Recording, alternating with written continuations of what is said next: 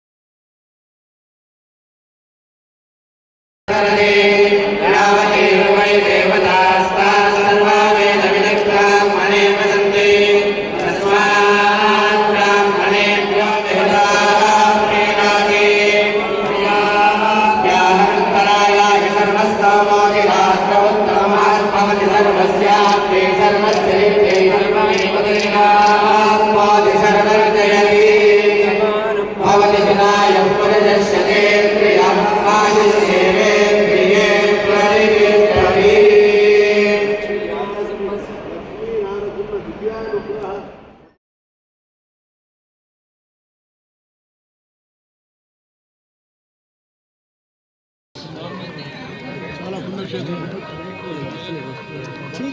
మంచి దివ్యక్షేత్రంగా ఇది నెలకొన్నందుకు ముఖ్యంగా తెలంగాణ ప్రజలకే కాక ఈ దేశంలో తప్పకుండా గుర్తింపు వస్తుందని పూర్తి విశ్వాసం.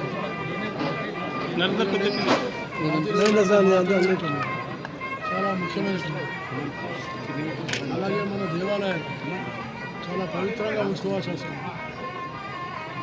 ఒకవైపు ఆర్థిక ప్రగతి దేశంలో కానీ రాష్ట్రంలో కానీ పెరుగుతుంది. ఇది చాలా సంతోషకరమైన విషయం. కానీ దాంతోపాటు ఇప్పటివరకైతే ప్రజల్లో ధార్మిక జాగరణ, నైతిక విలువలు, నీతి నిజాయితీ ఇలాంటి మానవ వనరుల యొక్క శక్తి ఎంత పెరిగితే అంత రాష్ట్రం అభివృద్ధి జరుగుతుంది. భౌతికమైన సంపద రావాల్సిందే, కానీ నైతికమైన సంపద లేకుండా, నీతి నిజాయితీ లేకుండా, అవినీతి కానీ ఎక్కువైపోతే అది సమాజ పతనానికే దారితీస్తుంది. కాబట్టి నేను కోరుకునేది ఒకటే ఉంది, ఈ యాదగిరిగుట్ట దేవస్థానం కూడా ధర్మజాగరణ కార్యక్రమాన్ని గ్రామాన మొదలుపెట్టి, ఎందుకంటే చాలా ప్రధానమైన సమస్య వాళ్ళ విద్యార్థులు ఎదుర్కొంటుంది. డ్రగ్ మాఫియా, మత్తు పదార్థాలు.